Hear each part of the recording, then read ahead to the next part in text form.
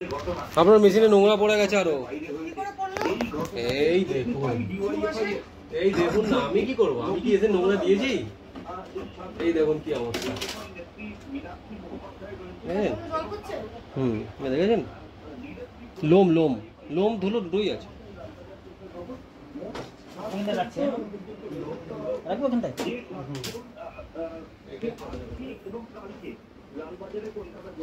আবার নোংরা পড়েছে। যাই হোক, এটা একটু ঠিক আছে, কিন্তু সাইডগুলো আবার নোংরা পড়েছে। আচ্ছা, কাজ করতে হবে। স্কুলে ওটা দিই না। ফ্রেন্ডস, এই মেশিনটা দেখতে পাচ্ছেন, এটা হচ্ছে গোদরেজের স্প্লিট এসি। এটাকে আমরা খুলে নামিয়ে নেবো, ঠিক আছে?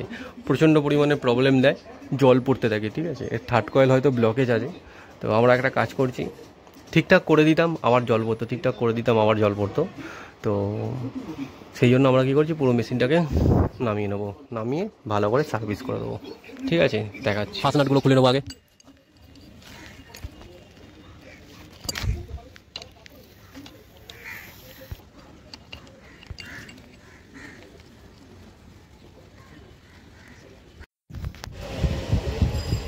এই সিটটার সামনে তো আমরা পরিষ্কার করে নিই, কিন্তু পেছন দিকটা দেখুন কীরকম পরিমাণে ময়লা পড়েছে।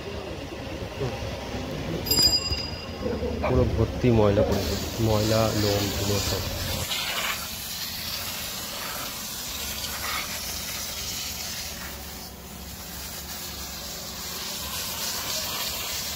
দিয়ে দেন ওর মধ্যে।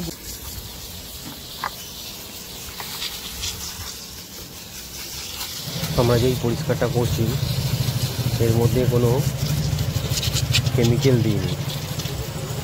নর্মালি যে জামা কাপড় কাচার যে লিকুইড হয় এইটা আমরা দিয়েছি, এটা দিয়েই আমরা পরিষ্কার করছি। এটাতে খুব সুন্দর পরিষ্কার হয়েছে লিকুইডটাকে। সমস্ত কিছু পরিষ্কারের পর দেখাবো কীরকমভাবে এটা পরিষ্কার পরিচ্ছন্ন করেছি।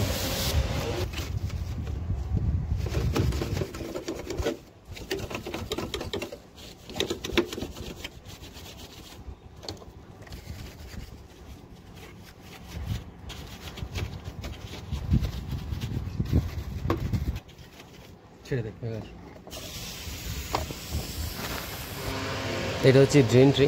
দেখুন কীরকম পরিমাণে নোংরা পড়ে গেছে ড্রেন ট্রেটার মধ্যে, পুরো শ্যাওলা আর নোংরা পুরো ধপধপ করছে।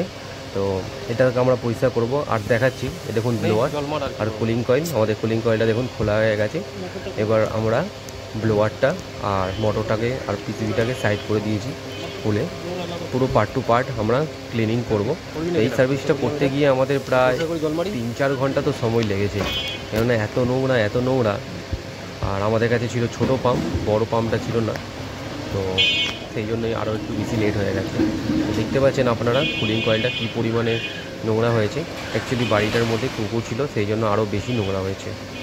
আমাদের সার্ভিস কমপ্লিট হয়ে গেছে, দেখুন পরিষ্কার পরিচ্ছন্ন করে দিয়েছি, একদম পুরো নিট অ্যান্ড ক্লিন করে দিয়েছি মেশিনটার মধ্যে। আশা করি আর কোনো রকম কোনো সমস্যা থাকবে না।